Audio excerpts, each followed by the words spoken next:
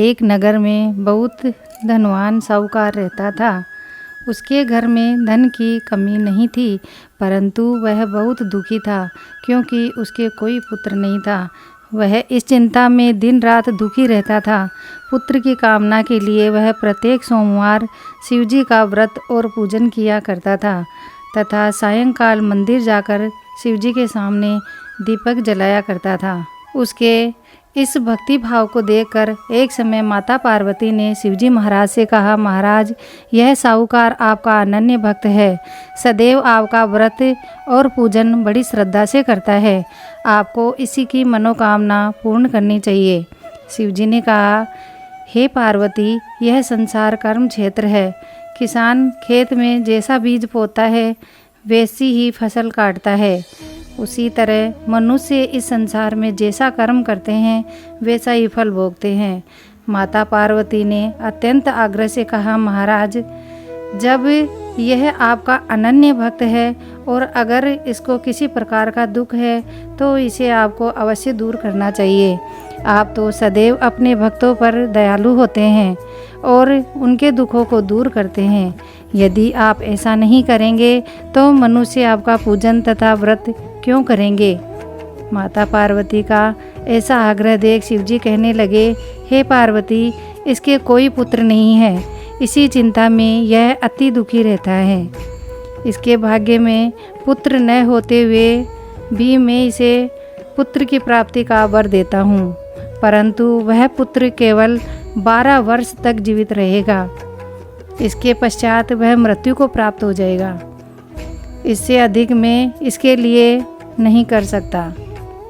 माता पार्वती और भगवान शिव का यह वार्तालाप साहूकार सुन रहा था। इससे उसको न कुछ प्रसन्नता हुई और न ही कुछ दुख हुआ।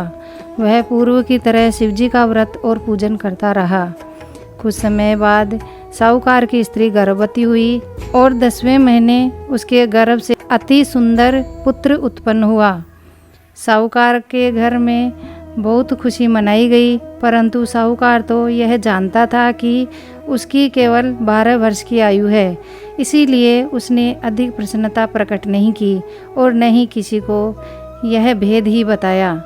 जब वह बालक 11 वर्ष का हो गया तो बालक की माता ने उसके पिता से उसका विवाह करने के लिए कहा। साहूकार ने कहा, अभी मैं इसका विवाह नहीं करूँगा, मैं अपने पुत्र को काशी पढ़ने के लिए भेजूँगा।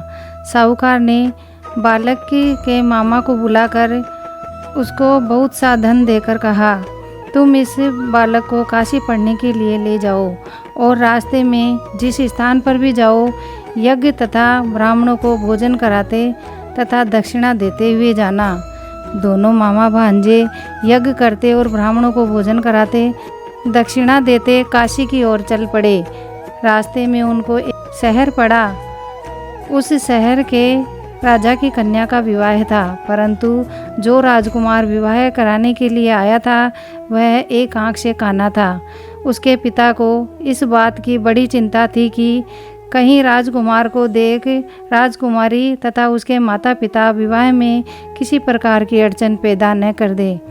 जब उसने अति सुंदर सेठ के लड़के को देखा तो मन में विचार किया कि क्यों न द्वाराचार के समय इस लड़के से वर का काम चलाया जाए। ऐसा मन में विचार कर राजकुमार के पिता ने उस लड़के और उसके मामा से बात की। वे राजी हो गए। फिर उस साहूकार के लड़के को वर के कपड़े पहनाकर तथा घोड़ी पर बैठाकर कन्या के द्वार पर ले गए। सभी कार्य प्रसन्नता से पूर्ण हो गया। राजकुमार के पिता ने सोचा कि यदि विवाह कार्य भी इसी लड़के से करा लिया जाए तो क्या बुराई है। ऐसा विचार कर लड़के और उसके मामा से कहा, यदि आप फेरों और कन्यादान के काम को भी करा दे तो आपकी बड़ी कृपा होगी, मैं इसके बदले आपको बहुत सारा धन दूंगा। दोनों ने इसे सहर्ष से स्वीकार कर लिया और विवाह कार्य भी बहुत अच्छी तरह से संपन्न हो गया। सेठ का पुत्र जिस समय जाने लगा तो उसने राजकुमारी की चुंदड़ी के पल्ले पर लिख दिया, तेरा विवाह मेरे साथ हुआ, परंतु जिस राजकुमार के साथ तुमको भेजेंगे वह एक आंख से काना है। मैं काशी पढ़ने जा रहा हूँ, सेठ के लड़के के जाने के पश्चात राजकुमारी ने जब अपनी चुनरी पर लिखा हुआ पाया तो उसने कान्हे राजकुमार के साथ जाने से मना कर दिया। उसने अपने माता पिता को सारी बात बता दी और कहा कि यह मेरा पति नहीं है, मेरा विवाह इसके साथ नहीं हुआ है। जिसके साथ मेरा विवाह हुआ है वह तो काशी जी पढ़ने गया है। राजकुमारी के माता पिता ने अपनी कन्या को विदा नहीं किया और बारात वापस चली गई। उधर सेठ का लड़का और उसका मामा काशी जी पहुंच गए। वहां जाकर उन्होंने यज्ञ करना और लड़के ने पढ़ना शुरू कर दिया। जिस दिन लड़के की आयु 12 साल की हुई उस दिन उन्होंने यज्ञ रचा और लड़के ने अपने मामा से कहा, मामा जी आज मेरी तबीयत कुछ ठीक नहीं है। मामा ने कहा अंदर जाकर सो जाओ। लड़का अंदर जाकर सो गया और थोड़ी देर में उसके प्राण निकल गए।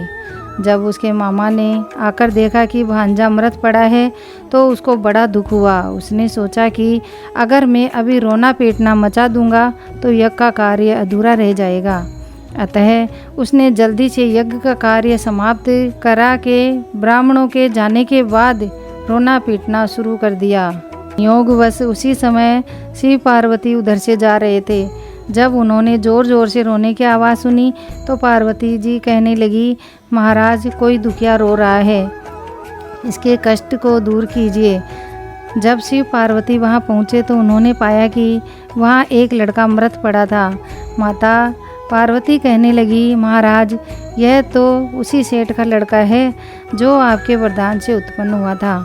शिवजी ने कहा, हे पार्वती इसकी आयु इतनी ही थी, वह यह भोग चुका।